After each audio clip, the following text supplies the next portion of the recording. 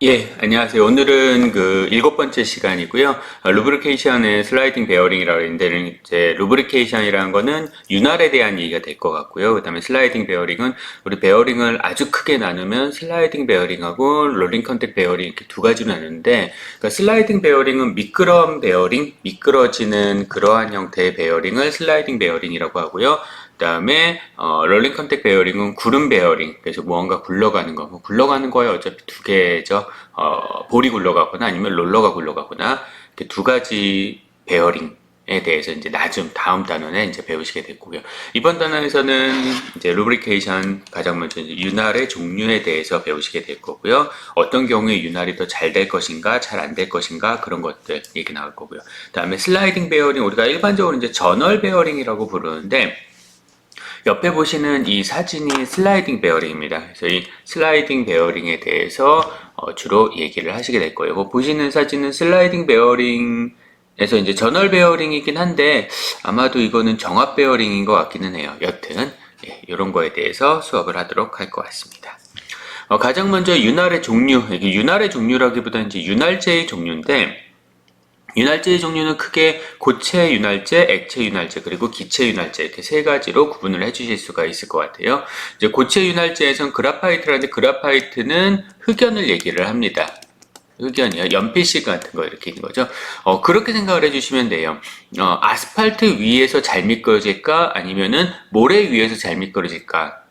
라고 생각하면은 모래 위에서 더 잘 미끄러지겠죠. 이유는 그러니까 모래 위에서라는 건 이제 모래사장에서 뛰어가는 걸 얘기를 하는 건 아니고요. 아스팔트 위에다가 모래를 뿌려 놓게 되면은 그냥 아스팔트에 있는 것보다 더 잘 미끄러진다. 왜냐하면은 그 모래가 굴러가니까. 그러니까 발하고 바닥 사이에 모래가 굴러가게 되기 때문에 마찰이 줄어들게 되는 거죠. 마찬가지로 이 흑연가루들이 여기 있는 연필신과 같은 이런 흑연가루들이 고체끼리 이제 접촉을 할 때 그 사이에 흑연가루가 끼게 되면 흑연가루가 굴러갈 수가 있어요. 그래서 마찰을 줄여주는 그러한 역할을 하게 됩니다. 오일레스 부시라고 했는데 오일레스 부시가 슬라이딩 베어링의 한 종류인데요. 여기 보시는 이 까만 게 흑연이에요. 다. 그라파이트입니다. 그래서 이 흑연 가루가 조금씩 흘러나오면서 이 안에 내가 축을 이렇게 꼈을 때 축과의 마찰을 줄여주는 그러한 역할을 하죠. 이 오일레스 부시 같은 경우는 베어링만큼의 마찰을 줄여주니까 롤링 컨택 베어링만큼 마찰을 줄여주는 그러한 효과는 없지만 사이즈가 상당히 작습니다. 그 롤링 컨택 베어링에 비해서는 뭐 이게 한 2T 정도밖에 안 되니까요. 두꺼워봐요. 요 두께가요. 두께가 대략 한 2mm 정도밖에 안 되기 때문에 사이즈가 상당히 작아서 공간적으로 협소한 그러한 부분, 뭐 크게 마찰을 줄여주진 않아도 되지만 공간적으로 협소한 그러한 부분에 상당히 유용하게 쓰이는 부품이에요. 아주 많이 보시게 될 겁니다, 나중에. 그 다음에 테프론이라는 거는 여기 보시는 이게 테프론이라는 재질입니다. 테프론이라는 거는 폴리머라고 하죠. 플라스틱 재질이라고 보시면 되는데 만들 때 윤활제를 섞어서 만들었어요. 그리스를 섞어서 만들어서 표면이 상당히 매끈매끈합니다. 그래서 보통 슬라이딩하는 부품, 미끄러지는 부품, 슬라이딩 가이드라든가 그런 미끄러지는 부품에 사용을 하는 이게 이제 구조제로도 사용이 될 수 있기 때문에 미끄러지는 부분에 이제 구조제로 사용을 하는 아니면은 뭐 덧대서 미끄러진 부분에 이제 보강판으로 덧대서 미끄러지는 부분은 이 테프론이 닿을 수 있도록 이렇게 설계를 하기도 해요. 가격은 좀 비싼 편입니다. 뭐 필요 없고요. 자, 그다음에 액체 같은 경우는 공업용 윤활유, 우리 자동차 윤활유 있죠? 자동차 윤활유 그런 것들이 되겠어요. 일반적으로 윤활제라고 하면 요거를 가장 많이 사용을 하죠. 우리 자동차가 가장 익숙하기 때문에 보통 사람들에게는 그래서 우리가 윤활제다라고 하면 일반적으로 공업용 윤활유를 가장 많이 생각을 하시게 될 겁니다. 그리고 그리스라는 것도 많이 접해보셨죠. 뭐 어렸을 때 장난감 자동차 같은 거 만들어 보신 분들은 다들 뭐 그리스 다들 뿌려보고 기어에다가 그랬을 텐데 이게 그리스예요. 그리스는 온도가 높으면은 액체 상태가 됩니다. 그리고 온도가 낮으면은 보시는 바와 같이 케첩 같은 상태죠. 이거를 이제 고체 상태는 아니고요. 이거는 케첩처럼 강성이 아주 작은 상태라고 불러요. 뭐 이걸 따로 부르는 용어도 있는데 그것까지는 필요는 없을 것 같고요. 오늘따라서 화면이 되게 흐려 보이네요. 렌즈가 나갔나 뭐 상관없는 얘기인 것 같고 초점이 잘 안 맞습니다. 오늘따라서 뭐 내 얼굴 볼 건 아니니까. 자, 그 다음에 기체 상태에서는 압축 공기, 공압 베어링이라는데 나중에 이제 공압 베어링 혹은 정압 베어링이라고 할 거예요. 지금 2학년 학생들이니까 1학년 때 진원도 측정기 배우셨을 겁니다. 뭐 지금 진원도 측정기 응용 측정 실습에서 실습도 해보셨을 거고요. 3차원 측정 실습에서도 하겠네요. 응용 측정 실습에서 배우는 그 진원도 측정기 그 회전 테이블 공압 베어링에 의해서 띄워주죠. 공중에 뜬 상태에서 회전을 합니다. 3차원 측정기도 마찬가지로 공압 베어링에 의해서 공중에 떠서 움직여요. 그 암들이. 그래서 마찰이 상당히 없다고 보는 게 맞겠죠. 대신 외부에서 압축 공기를 계속 불어넣어줘야 됩니다. 이런 것들을 공압 베어링이라고 해요. 나중에 영상이라든가 수업 시간에 그런 거 보면서 다시 한번 설명을 드리도록 할게요. 일반적으로 윤활제는 이렇게 세 가지 윤활제가 있고, 여러분들 신경 써주셔야 되는 거, 그라파이트 은근히 윤활 효과 좋습니다. 싸고요. 테프론 구조제로 사용을 하면서도 윤활 효과가 있는 그러한 재질, 대신 좀 가격은 있습니다. 일반적으로 많이 쓰는 게 공업용 윤활유랑 그리스. 가격은 좀 비싸요. 요 압축 공기 같은 경우 공압 베어링 하려면 가격은 좀 비쌉니다. 그래서 3차원 측정기나 진원도 측정기가 가격이 좀 나가는 편입니다. 하지만 마찰을 줄여주는 그런 윤활의 효과는 상당히 크다고 보시면 될 것 같습니다.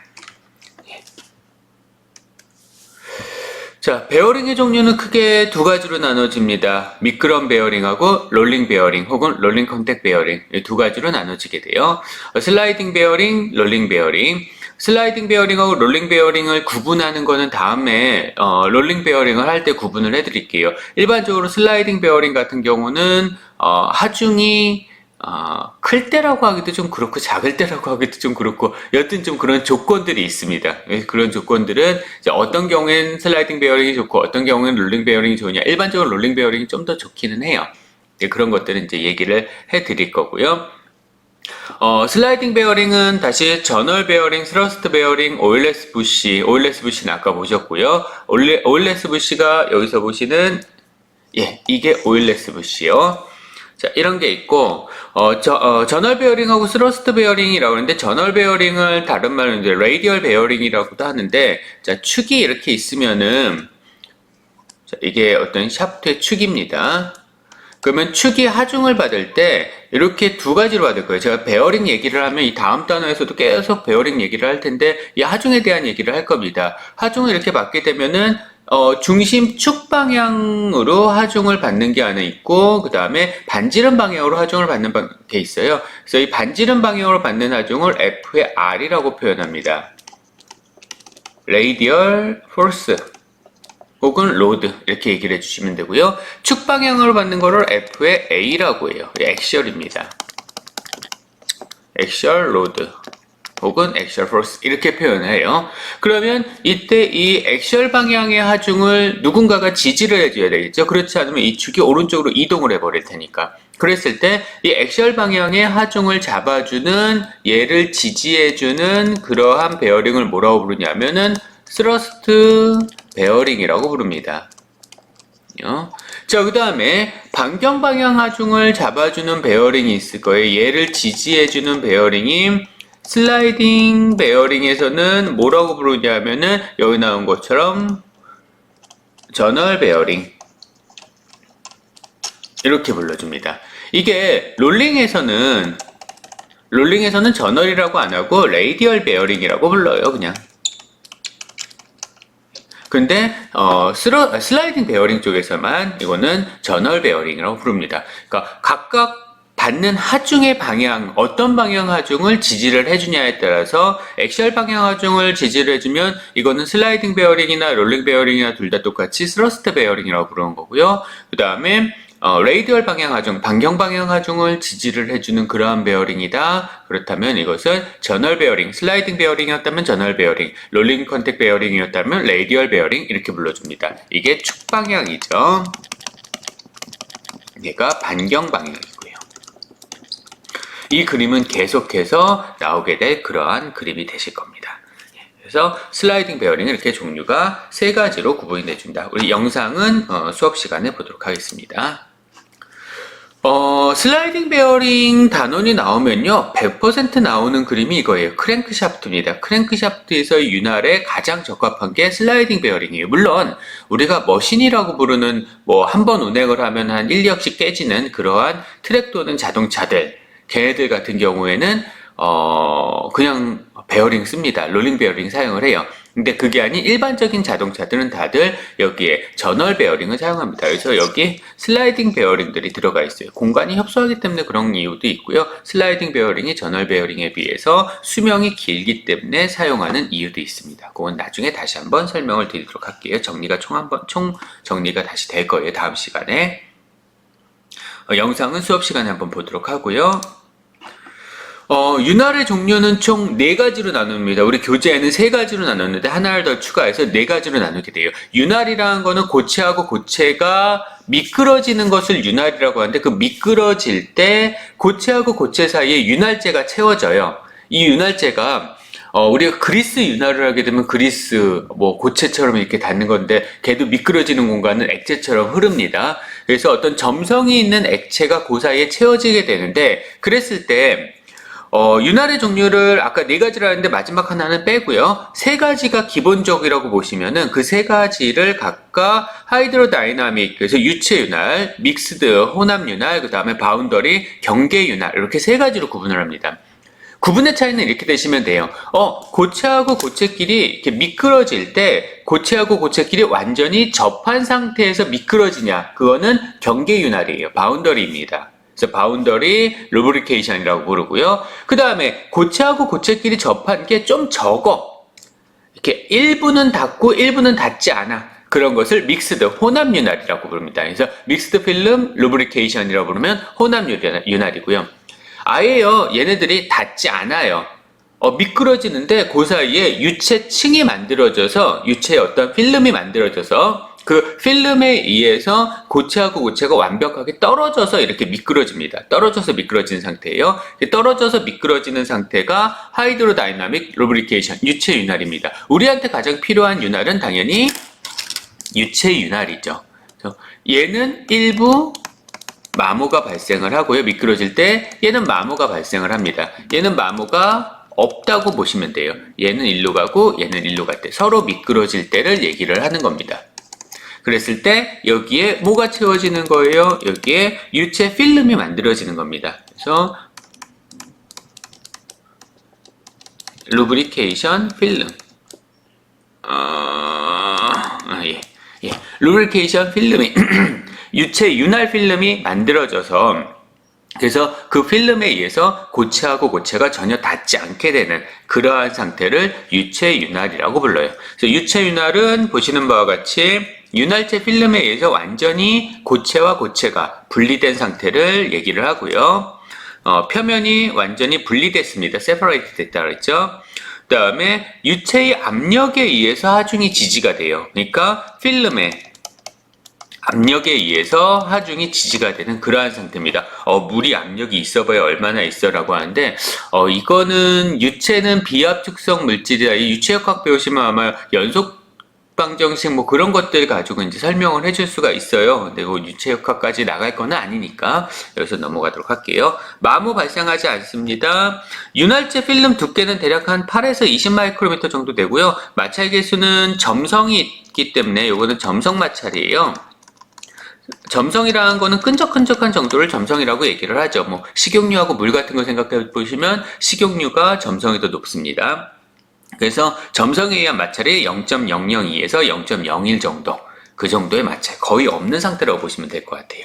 이것을 하이드로다이나믹 루브리케이션, 유체 윤활, 제일 좋은 거. 그게 아니면은 그거보다 조금 약한 게 혼합 윤활.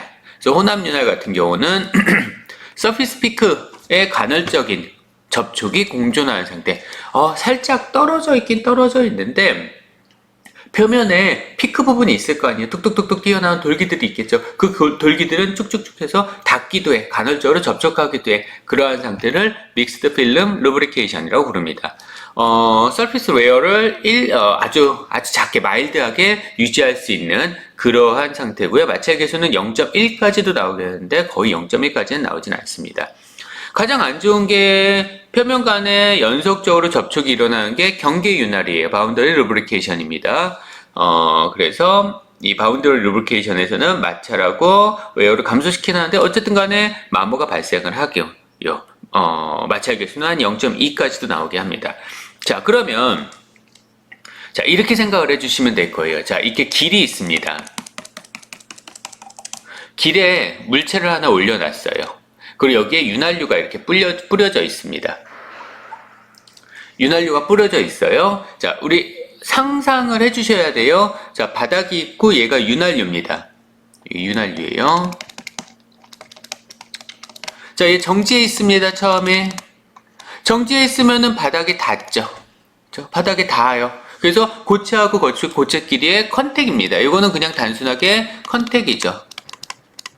윤활도 아니에요. 이건 움직이지 않으면 윤활이 없습니다. 윤활이라는 거는 반드시 움직여야지만 윤활이 일어나는 거예요. 윤활이 일어나려면은 얘는 상대 운동이 있어야 돼요. 반드시. 상대 운동 없으면은 윤활이 일어나지가 않습니다. 여기 있는 혼합윤활, 경계윤활, 그 다음에 유체윤활 다 상대 운동이 있어야 돼요. 움직여야 돼요. 자, 그래서 얘가 정지 상태에서 살짝 움직이기 시작을 해. 천천히 움직여요. 그러면 윤활이 발생을 하겠죠. 윤활이 발생을 하는데 천천히 움직이니까 거의 윤활이 발생을 해도 거의 없다고 보시면 될 것 같아요. 아주 미세하게 거의 주로 고체하고 고체끼리 접해서 이동을 하게 되겠죠. 자, 이러한 상태가 뭐냐 하면은 경계윤활입니다. 얘가 경계윤활이에요. 그러다가 조금 더 빨리 가고 있어. 자, 조금 더 빨리 가고 있어요. 그러면 살짝 조금 더 뜰 겁니다. 그래서 살짝 조금 더 떴어요. 이렇게 떴습니다. 자, 이게 혼합윤활이에요. 그러다가 아주 빨리 가. 그러면 공중에 쑥 하고 뜹니다. 아주 빨리 가요. 예, 이게 유체윤활이에요. 그리고 여기에 뭐가 만들어지는 거야? 여기에 필름이 만들어지는 겁니다. 유체 필름이 만들어지는 거예요. 그래서 그 유체 필름의 유체 압력에 의해서 공중에 뜨게 되는 거예요. 그러니까 이 경계윤활, 혼합윤활, 유체윤활이 별도로 가는 얘기는 아니고요. 물체가 움직이려면은 유체윤활이 되는 거를 원하겠죠. 결국은 윤활이 됐을 때. 그러면 유체윤활이 바로 될 수 있느냐? 그런 건 절대 아닙니다. 당연히 속도는 0에서 시작해서 점점점 빨라지는 거가 될 테니까 처음에는 경계윤활이 되다, 그 다음에 혼합윤활이 되다가 그 다음에 최종적으로 유체윤활이 돼서 완벽하게 마찰이 없어지게 되는, 마모가 없어지게 되는 그러한 상태로 전환이 되어가는 거예요. 자동차 크랭크샤프트에 있는 저널 베어링도 마찬가지입니다. 제가 지금 이렇게 얘기를 했는데 여기 뭘 가지고 얘기했냐면 경계윤활은 천천히 갈 때, 혼합윤활은 조금 더 빨리 갈 때, 유체윤활은 아주 빨리 갈 때. 그러면은 상대 운동이 필요한데 어떤 경우에 유체윤활이 될 수 있겠느냐, 유체윤활이 될 수 있는 조건에 들어가는 게 뭘 생각해 주시면 돼요? 속도입니다. 속도가 빠르면 빠를수록 유체윤활은 더 잘 일어나요. 쉽게 그렇게 생각하시면 됩니다. 수상스키 타는 거 생각해 주시면 돼요. 수상스키 탈 때 천천히 가면 물 속에서 가죠. 빨리 가면은 물 위에 떠서 가요. 그렇게 생각을 해 주시면 됩니다. 자, 마지막으로 하나 더 윤활의 종류가 나왔는데요. 정압윤활입니다. 정압윤활. 하이드로스태틱 루브리케이션이라고 부르는데, 정압윤활은 아까 그 정압 베어링 얘기랑 똑같아요. 그래서 강제로 스태틱 프레셔를 발생을 시켜주는 거예요. 강제로 압력을 줘서 공중에 띄워버리는 겁니다. 중간에. 예, 그렇게 해서 마찰을 없애주는, 하중을 지지해주고 마찰도 없애주고 그렇게 하는 거. 상대 운동 없어도 돼요. 운동 없어도 됩니다. 이거는 정압윤활 같은 경우는 상대 운동이 필요 없어요. 왜냐하면 강제로 불어줬으니까, 강제로 띄워줬으니까, 압축 공기 혹은 압축 유체 압력을 위해서 해줬으니까. 그래서 공중에서 띄워줬기 때문에 시동할 때 저속 운전 혹은 저속으로 움직일 때 다 저속으로 움직이면 어떻게 돼야 돼? 다 경계윤활 아니면은 그냥 혼합 윤활이 되겠죠. 그런 경우에서도 유체 윤활로 바꿔줄 수도 있어요. 그래서 저속 운전, 저속 혹은 정지에서도 항상 무슨 윤활? 유체 윤활입니다. 이렇게 될 수 있는 게 정합 윤활이에요. 대신 이렇게 좋으면 반드시 나쁜 것도 있습니다. 비싸요. 비쌉니다. 그리고 복잡하죠. 그리고 유압 유니트가 필요해요. 앞에서 우리 수업 시간에 영상을 한번 보실 테니까 영상을 보면서 정합 윤활이라는 게 이런 거구나 아시게 되실 겁니다. 자, 윤활의 기본 개념인데 상당히 중요한 그림이에요. 아주 중요한 그림입니다. 이 저널 베어링을 예시를 들었어요.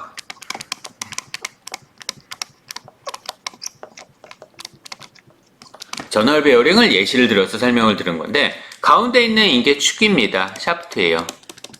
바깥에 있는 얘가 저널 베어링입니다. 이렇게 됩니다. 저널 베어링 요 바깥에 있는 요건데요. 겉으로 보이시기에는 그냥 링이에요. 링하고 똑같습니다. 그리고 요 사이에 얘가 유체예요. 오일입니다. 오일 인렛이라는데 오일을 투입해주는 오일 입구라고 보시면 돼요. 여기서 이제 오일이 쑥쑥쑥쑥 들어가는 거죠. 그러면 요 안은 오일이 채워져 있어요. 지금 현재 상태는 정지 상태입니다. 정지 상태는 당연히 마찰에 의해서 아래로 눌려지게 되겠죠. 그래서 여기에 그냥 윤활 아니에요. 컨택입니다. 그냥 컨택 상태예요. 자, 이 상태에서 샤프트가 돌아간다라고 해볼게요. 샤프트가 이렇게 돌아갑니다. 샤프트가 돌아가면 굴러가는 거잖아요. 굴러가는 거니까 이 샤프트는 살짝 앞으로 이동을 해요.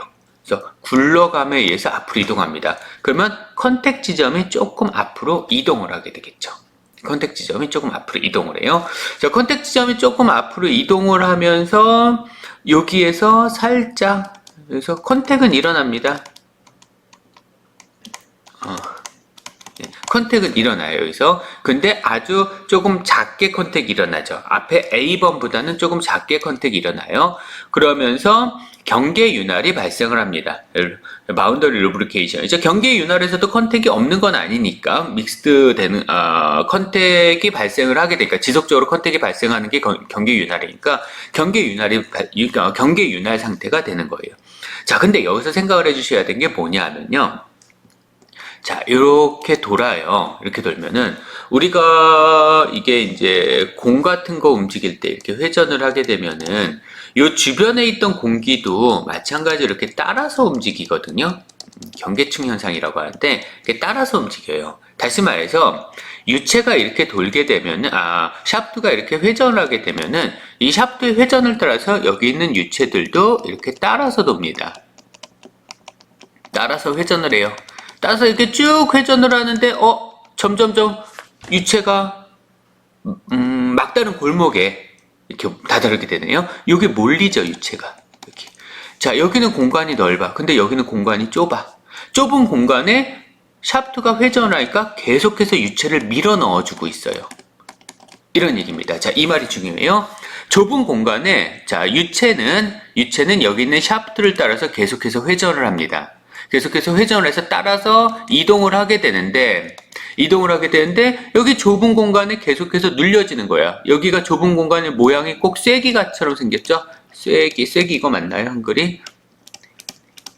웨지라고 하는데요. 자, 쐐기 같이 생겼어요. 그러면 웨지에 계속해서 밀리는 거야. 그러면 우리 쐐기 뭐 할 때 써요? 틈새 같은데 쐐기를 집어넣어서 틈새를 벌려주는데 사용을 하잖아요. 쐐기 같은데 계속해서 유체가 들어가게 되니까 이 틈새가 점점점 벌어집니다.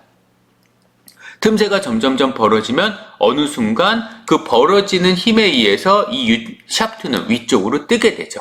웨지에 의한 하중, 이 웨지에 의해서 웨지의 압력이, 유체 압력이 계속해서 증가하게 돼요. 그래서 웨지의 유체 압력이 계속해서 증가하면서 여기 있는 샤프트를 위쪽으로 뜨게 하는 그러한 힘을 만들어줍니다. 웨지의 압력이죠. 유체 압력. 그 하중에 의해서 위쪽 방향 하중을 전달해 주는 거예요. 그러면 이 샤프트가 위로 살짝 뜨게 됩니다. 살짝만 떠도 돼요. 살짝만 뜨면 이제 여기 유체가 흘러요. 이렇게 흐릅니다. 그러면 이렇게 유체가 흐르게 되면은 흐르는 유체, 이거는 뭐야? 비압축성이라고 불러요. 흐르는 유체는 비압축성으로 봅니다. 이거는 연속 방정식으로부터 흐르는 유체는 비압축성이야. 압축이 되지 않는다는 얘기는 무슨 뜻이야? 압축이 되지 않으니까 여기 있는 샤프트가 다시 밑으로 내려올 수 없다라는 뜻이 되는 거죠. 그래서 유체가 흐르게 되면은 이렇게 비압축성이 되면서 그 여기에 유체 필름이 만들어져요. 그래서 이 힘에 의해서 샤프트가 다시 바닥하고 컨택하지 않고 하이드로다이나믹 루브리케이션이 만들어지게 되는 그런 겁니다. 물론 이때 축은 전월 베어링의 중앙에 있지는 않아요. 당연히 중앙에 있을 수가 없죠. 조금 치우쳐 있겠죠. 바닥 쪽에 조금 치우쳐 있게 될 텐데 뭐 크게 중요하진 않습니다. 그거는 전월 베어링은 정확한 위치를 잡아주지는 못해요. 베어링의 특징 설명을 할 때 이제 얘기를 할 건데 조립관에 있어서 정확하게 위치를 잡아줄 수는 없습니다. 왜냐하면 중간에 어디서 떠서 회전할지는 모르니까. 유체 위에 떠서 회전하는 거니까 사실 그건 상관은 없습니다. 전월 베어링은 그런 것까지 생각하고 하는 거니까요. 다만 뜨는 이유, 그러니까 전월 베어링의 뜨는 이유 상당히 중요해요. 웨지 효과에 의해서 뜨게 되는 거고 일단은 다시요. 순서를 이렇게 생각을 하죠. 처음에는 컨택 상태에서 시작을 합니다. 컨택 상태에서 시작을 해서 축이 회전을 하게 되면 샤프트가 회전하게 되면은 윤활유가 따라서 회전을 하는데 그러다가 따라서 회전을 하다 보니까 여기 있는 웨지 부분에 유체들이 몰려요. 그러면 이 웨지 부분에 유체의 압력이 증가를 하겠죠? 웨지의 유체의 압력이 증가하니까 웨지는 세기는 조금만 힘을 가해도 위로 들어올릴 수 있는 효과가 크잖아요. 이게 중학교 3학년 때 배우는 그 경사면의 효과라고 하나요? 예, 경사 효과였던 것 같아요. 어쨌든 세기의 유체의 압력이 증가하니까 그 유체의 압력에 의해서 샤프트가 위쪽으로 뜹니다. 샤프트가 일단 뜨게 되면은 유체가 이 안으로 흐르게 되니까 흐르는 유체는 비압축성이 되고 그래서 유체 필름이 형성이 되기 때문에 하이드로다이나믹 루브리케이션이 그러니까 유체 윤활이 성공적으로 진행이 될 수 있다. 이게 유체 윤활의 기본 개념입니다. 자동차가 출발을 할 때 이러한 유체 윤활이 이 과정이 쭉 이어지게 되는 거라고 보시면 될 것 같아요. 자, 이때 윤활을 좌우하는 윤활의 기본 개념이라서 윤활을 좌우하는 세 가지 요소가 있습니다. 어떻게 하면 윤활이 잘 될 것이냐 이거는 상식적으로 여러분들 생각을 해보시면 쉽게 이해하실 수가 있을 텐데요. 일단 속도는 빠르면 좋을까 느리면 좋을까? 수상스키 생각을 해주세요. 수상스키 같은 거 생각을 해주시고요. 수상스키 탈 때 어때야지 잘 떠요? 당연히 점도는 높을수록 물 위에서 수상스키 하는 거하고 식용유 위에서 수상스키 하는 거 당연히 식용유 위에서는 하진 않겠지만 어느 게 더 잘 될까라고 하면 점도가 높을수록 잘 뜹니다. 그래서 점도는 비스코시티라고 해요. 이거 점도입니다. 점도는 높을수록 더 잘 떠요. 그 다음에 속도는 빠를수록 더 잘 뜹니다.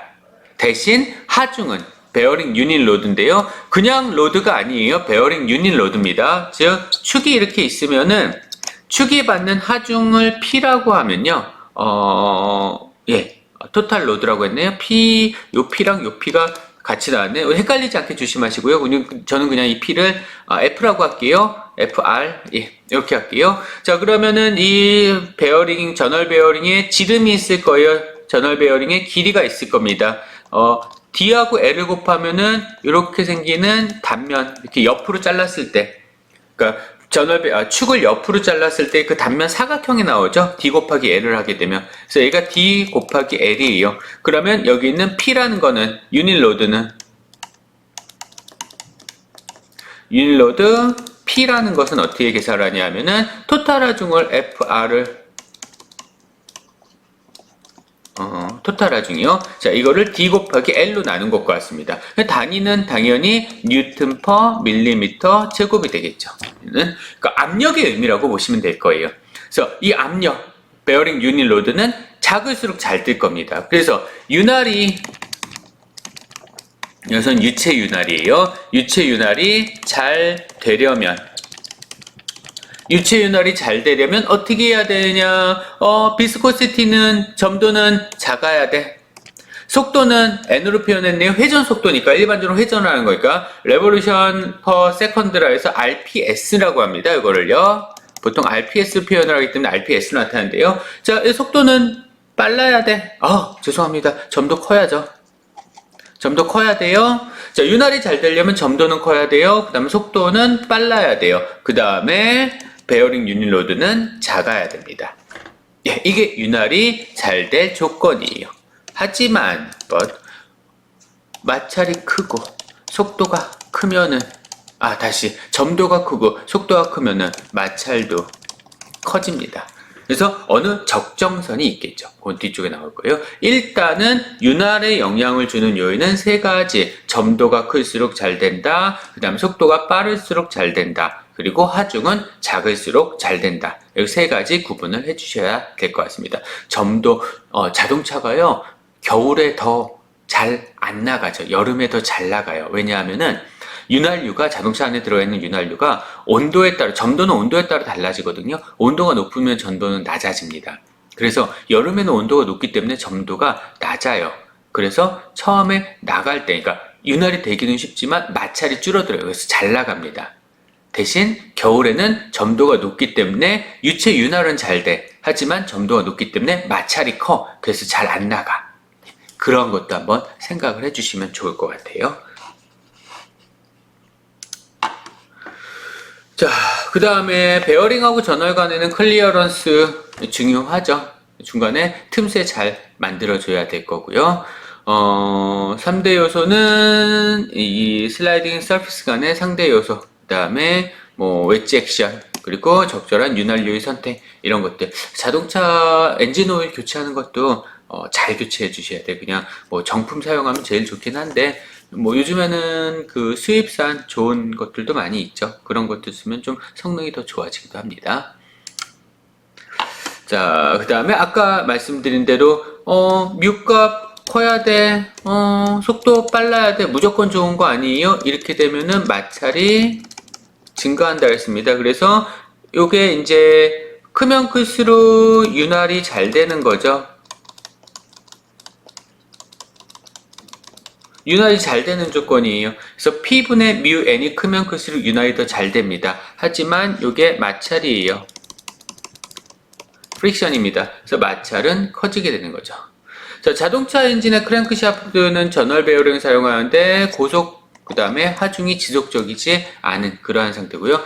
철도 같은 경우는 전월 베어링을 사용하지 않아요. 왜냐하면 초기 하중이 너무 크니까, 너무 무거워서. 그래서 롤러 베어링으로 대체를 해서 사용을 합니다. 자동차는요 그렇게 무겁지도 않고요. 그 다음에 고속으로 움직일 수도 있고, 그래서 자동차 같은 경우는 전월 베어링을 사용하는 거고요. 기차는 너무 초기 하중이 크기 때문에 처음에 너무 무거워서 잘 안 떠. 유체 윤활이 잘 일어나지 않아요. 그래서 잘 사용하지는 않습니다. 자, 보시는 게 전월 베어링이에요. 전월 베어링이 뭐가 전월 베어링이에요? 여기 노란 거 있죠? 얘가 전월 베어링입니다. 얘가 전월 베어링이에요. 노란 겁니다. 브론즈라고 했죠. 브론즈, 황동 전월 베어링. 전월 베어링의 재질은 황동을 사용하기도 하고 서스를 사용하기도 하고 그거는 그때그때 다를 것 같고요. 자, 이게 루브리케이션 인렛, 그러니까 이쪽으로 윤활유가 공급이 되는 겁니다. 이 전월 베어링은요 위쪽에서 윤활유가 공급이 되면은 샤프트가 회전하면은 윤활유 안에서 그 안에서 이제 막 돌 거 아니에요. 그러다가 이쪽으로 빠져나와요. 양옆으로. 윤활유 빠져나오면 어떻게 해요? 계속 공급해줘야 됩니다. 윤활유를 지속적으로 공급을 해주고 빠진 거 다시 모아서 다시 위로 올려주고 그런 식의 해줘야 돼요. 아니면은 아예 이 전월 베어링을 담가버리거나 윤활유 안에 담가버리거나 오일 베스라고 부르는데요. 뒤쪽에 다시 나오시게 될 겁니다. 그래서 이게 전월 베어링이 잡고 있는 집을 하우징이라고 부르죠. 전월 베어링의 케이스라고 보시면 됩니다. 이렇게 있고요. 그 다음에 가운데 있는 게, 가운데 전월이라고 하는데 이게 샤프트예요. 그 사이에 C값. 클리어런스 중요하다고 했죠? 틈새. 그래서 틈새가 있게 될 거고요. 틈새는 양쪽으로 클리어런스가 2개가 있겠죠. 우리 파트에 대해서는 수업 시간에 영상으로 대체를 하도록 하겠습니다. 저널 베어링이 이렇게 왼쪽에 전 페이지에서 보시는 것처럼 하나의 파이프 형태로 되어 있는 것도 있고요. 사실 파이프로 형태로 되어 있는 건 조립하기가 어려워요. 그래서 이렇게 2개의 케이스로 되어 있는 게 있습니다. 이거 실제 자동차에 들어가는 저널 베어링이에요. 자동차 크랭크 샤프트에 들어가는 저널 베어링이고요. 그래서 위아래에서 캡처럼 씌워가지고 이렇게 사용을 하게 됩니다. 이 저널 베어링에 보시면은 여기 이렇게 홈이 파여져 있죠. 이렇게 홈들이 파여져 있어요. 이거 오일 때문에 그래요. 오일 그루브 이렇게 불러주시면 될 것 같습니다. 이거에 대해서는 뒤쪽에서 다시 설명을 하도록 할게요. 자, 이거는 스러스트 저널 베어링, 그냥 스러스트 베어링이라고도 부르셔도 되는데요. 축방향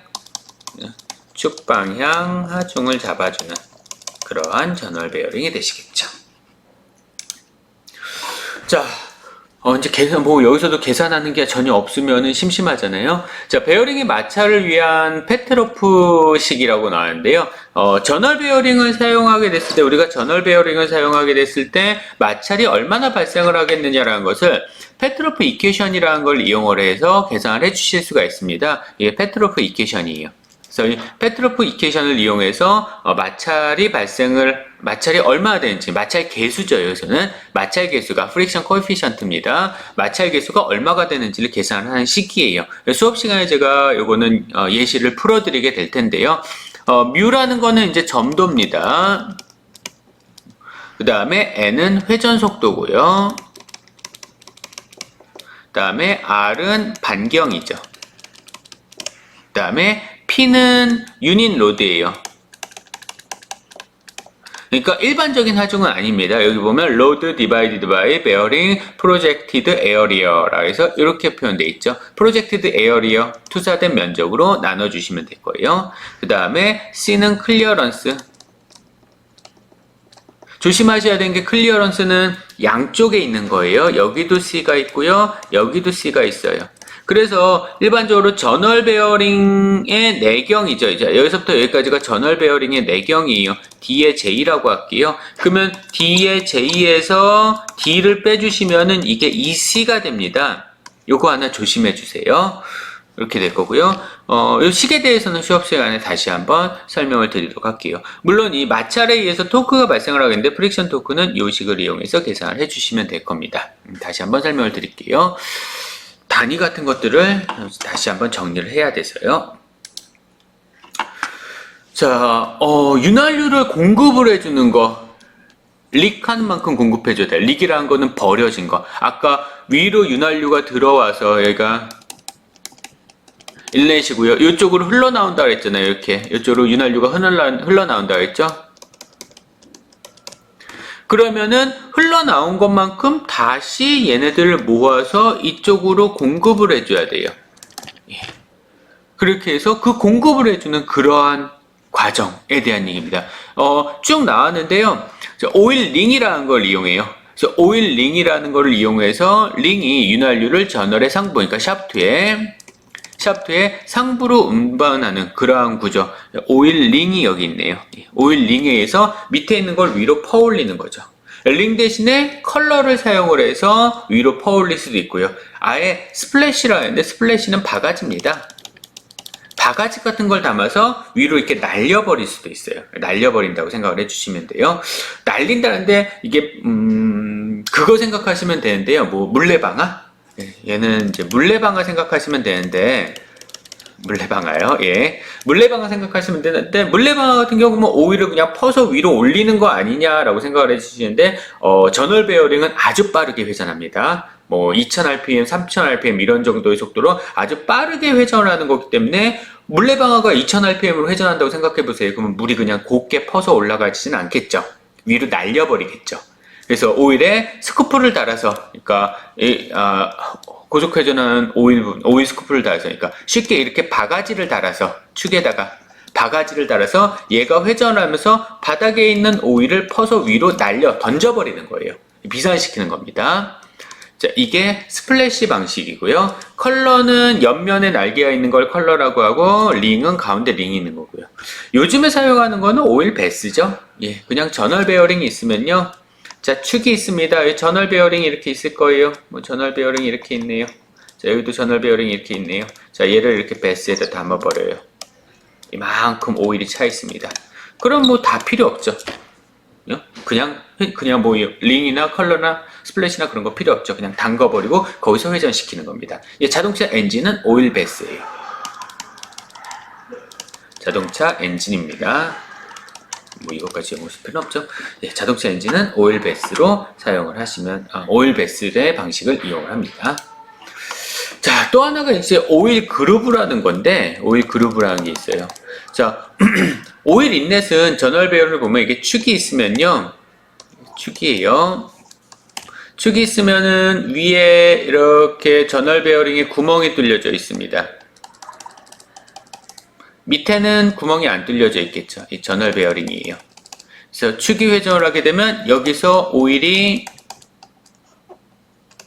들어가죠. 들어간 오일이 양옆으로 쭉 퍼져서 여기로 이렇게 나와야 돼요. 나와야 됩니다. 이렇게 나와야 되는데 얘네들이 좀 옆으로 잘 가야 되잖아. 그래서 그 오일이 가는 그러한 길을 만들어주는 거예요. 이것을 오일 그루브라고 합니다. 오일 홀이 있으면 옆으로 그루브, 액셜 그루브라고 써있는데 오일 그루브라고 해서 오일을 잘 퍼지도록 하는, 오일이 이 그루브 전면에 공급이 되도록 하는 그러한 방법입니다. 이 오일 그루브가 있고요. 이 오일 그루브는 또 하나의 역할이 있어요. 그래서 오일 그루브는 첫 번째 역할은 오일을 샤프트의 전면으로 고르게 퍼짐. 이걸 도와주는 거고요. 두 번째는요, 여기다 오일을 저장해 놓는 역할을 해요.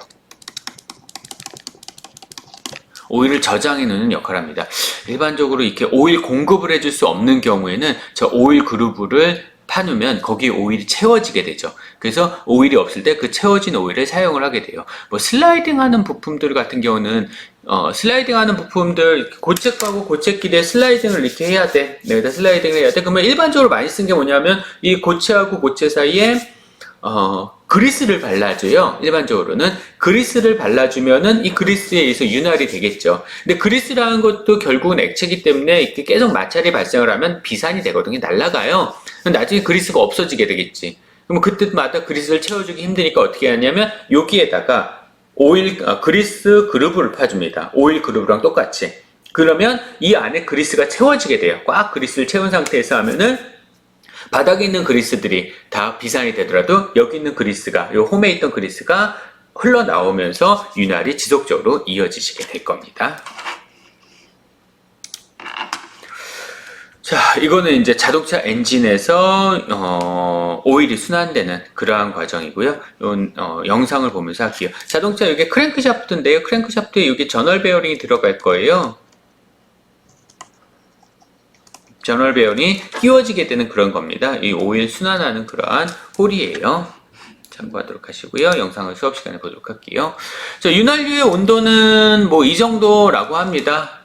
자, 이 정도 이상에서는 금속의 손상이 있을 수 있으니까 한 71도, 70도 정도까지. 너무 낮으면 또 윤활은 잘 되겠지만 그 점성하고 관계 있어요. 온도는 점성하고 관계가 있습니다. 온도가 너무 낮으면 점성이 커서 잘 되긴 하겠지만 마찰이 너무 커지게 되죠.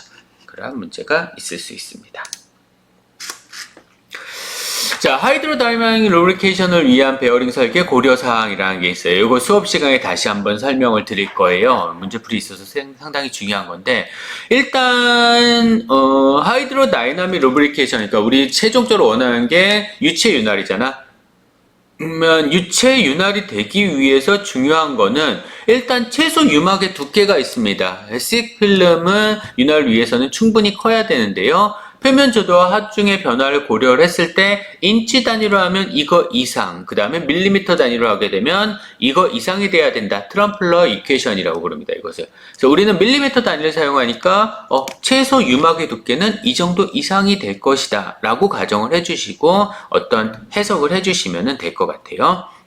항상 충분히 왜 깨끗해야 돼? 안에 쇳가루 같은 것들이 있으면요 꽉 껴서 문제가 발생을 할 수도 있습니다. 그래서 깨끗하고 충분히 냉각된 그리고 쇳가루 같은 것 때문에 마모 발생을 하게 돼요. 윤활유가 항상 적정량 공급되어야 되고요. 그 다음에 필요하면 윤활유의 강제 순환과 냉각을 실시를 합니다. 기름의 온도, 윤활유의 온도는 허용 범위 안에 있어야 될 것 같고요. 그 다음에 항상 기름이 윤활유가 베어링 전체 길이에 걸쳐 유입되도록 한다. 그래서 뭘 해? 베어링 뒤에 제 영상 때문에 안 보이는데 써 있겠네요. 예, 그루브가 베어링 그루브, 오일 그루브죠. 오일 그루브를 설치를 해야 됩니다. 여기 뭐라고 써 있는지 잘 모르겠다. 네, 그루브를 설치할 땐 조심해야 되는 게 하중이 집중되는 곳은 그루브는 그만큼 판 거잖아요. 그만큼 살이 얇겠죠. 그래서 하중이 집중되는 곳에 그루브를 설치해 주시면 안 됩니다. 자, 마찰은 될 수 있는 한 최소가 돼야 돼요. 마찰이 너무 크면은 안 됩니다. 그래서 그래프상에서 이 마찰이 옵티멀 존 안에 들어가 있는지, 요 안에 들어가 있는지 확인을 해 주셔야 돼요. 이 그래프는 X축은 요 식을 이용해서 계산을 해주시면 되고요. Y축은 이 식을 이용해서 계산을 해주시면 될 겁니다. 그랬을 때 옵티멀 존 안에 들어가 있는지 안 들어가 있는지를 확인해서 이게 지금이 최적의 상태다 아니면 최적이 아닌 상태다 라는 것을 판단을 해주셔야 될 것 같습니다. 나중에 이거는 수업 시간에 페트로프식 설명을 하면서 마찰 설명을 하면서 이것도 같이 설명을 하면서 얘기를 하시게 될 것 같아요. 그래프 아주 중요한 그래프입니다. 자, 그 다음에 적절한 베어링 재료, 일반적으로 황동 많이 쓰지만 서스를 사용할 수도 있고요. 그 다음에 축을 변형하고 축이 변형되는 거, 미스 얼라이먼트, 축하고 베어링 축이 서로 중심축이 맞지 않는 거, 이렇게 되는 걸 미스 얼라이먼트라고 해요. 체크를 해주셔야 될 거고요. 그 다음에 스타트업하고 셧다운 시간 동안에 베어링 하중과 경과 시간을 체크해야 됩니다. 스타트업, 출발을 할 때, 셧다운, 정지할 때 하중이 커잖아요. 그러니까 운동을 할 때는, 구동을 할 때는 상관없어요. 구동을 할 때는 어차피 유체 윤활이 되니까 컨택이 일어나지 않는다고. 샤프트하고 베어링 사이에 컨택이 일어나지 않아요. 그런데 얘네들이 스타트업을 할 때, 출발을 할 때는 컨택 상태에서 시작을 하는 거잖아. 이렇게 컨택 상태에서 미끄러지면서 시작을 하는 거죠. 셧다운 할 때는 움직이다가 닿아서 컨택해서 바로 멈추지 않겠지, 당연히. 회전을 하고 있던 애가 윤활이 없어져서, 유체 윤활이 없어져서 그 다음에 다시 혼합 윤활이 되고 그 다음에 다시 경계 윤활이 될 텐데, 그렇다고 경계 윤활이 됐다 해서 회전하고 있던 애가 갑자기 뚝 하고 멈추진 않을 거 아니에요. 그 경계 윤활이 된 상태에서도 계속 조금은 돌아갈 겁니다. 그때 마모 같은 것들 생각을 해주셔야 돼요. 그래서 하중하고 경과 시간을 고려를 해주셔야 되고요. 과도기 동안의 베어링 압력은 2MPa 또는 300psi를 유지를 해주셔야 됩니다. 저속 운전이 길면요, C필름 루브리케이션을 고려를 해주셔야 될 것 같고요. 클리어런스, 틈새, 비스코시티, 점도 체크 반드시 해주셔야 됩니다. 클리어런스 할 때 조심하셔야 되는 거, 우리 설계할 때 제일 어려운 게 이거예요. 열팽창, 진동 열팽창 제일 어려워요, 이게. 자, 클리어런스는 열팽창에 의해서 클리어런스가 달라질 수가 있어요. 저널 베어링의 재질이 뭐냐, 샤프트의 재질은 보통 스틸인데, 스틸보다 저널 베어링을 만약에 황동 저널 베어링을 썼다라고 하면 스틸보다 1.5배 더 열팽창 개수가 큽니다. 더 많이 커져요. 그러면 클리어런스는 온도가 올라가면 올라갈수록 점점점 커지겠죠. 그래서 어떠한 문제가 발생을 하겠느냐. 그죠? 클리어런스는 온도가 올라가면은 클리어런스도 이것도 커져요. 그러면 어떠한 문제가 발생을 하겠느냐 생각을 해주셔야 될 겁니다. 그런 거 있고요. 주변 온도라든가 통풍 이런 것도 영향을 받게 되겠죠. 여기까지였나요? 예, 여기까지였네요. 자, 여기까지가 이제 하이드로다이나믹, 그러니까 윤활하고 그 다음에 슬라이딩 베어링에 대한 얘기가 될 거고요. 한 단원을 이번 시간에 다 끝내려고 하느라고 좀 길어졌습니다. 이게 애매했어요. 중간에 끝내기도 뭐하고 안 끝내기도 뭐하고 여튼 좀 끝냈고요. 이 단원에서는 중요한 것들 쭉 불러보시면은 마지막으로 정리 한 번만 할게요. 짧게. 맨날 짧게 한데. 윤활제의 종류, 고체, 액체, 기체 윤활제의 종류 한번 체크해 보시고요. 그 다음에 요 하중에 대한 얘기는, 이 하중에 대한 얘기는 나중에 다시 나올 거니까, 그때 다시 한번 체크를 해보는 걸로 할게요. 영상은 수업 시간에 볼 거고요. 윤활의 종류 세 가지 구분해 주시고, 그 다음에, 이거 상당히 중요한 그림입니다. 제가 수업 시간, 시험 볼 때 이거 설명하라는 시험 문제 자주 내요. 체크해 주시고요. 그 다음에 윤활에 영향을 미치는 요인, 윤활이 잘 되려면 하이드로다이나믹 루브리케이션이 되려면은 뮤 n분의 p 요거에 비례한다 얘기 나왔고요. 예, 뭐 이거는 그렇게 중요하진 않고요. 이거 영상 보면서 다시 한번 설명을 드릴 겁니다. 그렇게 됐고요. 그 다음에 페트로프식 이용해서 계산하는 문제, 계산하는 것들, 최적화 설계하는 것들 신경 써주셔야 될 것 같고요. 오일 베스를 우린 주로 사용합니다. 근데 오일 베스가 그렇게 쉽지는 않아요. 일반적인 기기에서는 오일링이나 오일 컬러를 더 많이 사용하기도 합니다. 그리고 오일 그루브 꼭 중요합니다. 오일 그루브는 그리스 그루브로도 사용을 할 수도 있으니까 요 아이디어죠. 요 컨셉 잘 이용해 주시면 나중에 써먹을 때가 많으실 거예요. 그리고 적정 최소 유막의 두께 트럼플러식 신경 써주시고요. 그 다음에 이 그래프 이용해서 마찰이 옵티멀 존 안에 들어가야 된다 라는 얘기, 이런 것까지가 될 겁니다. 우리 수업 시간에 문제 풀이하는 것 좀 해볼 거고요. 영상 좀 볼 것 같습니다. 그리고 그 팀별로 문제 푸는 것들 작게 한 2문제 정도 나올 것 같아요. 그런데 이번 주는 좀 늦었어요. 제가 학교 일 때문에 일이 좀 많았어요. 영상을 주말 동안에 작업을 못했고 좀 미안하고요. 좀 미안한 건 아니에요. 좀 많이 미안해요. 예, 그러고요. 내일 수업 시간에 보도록 할게요. 고생하셨습니다.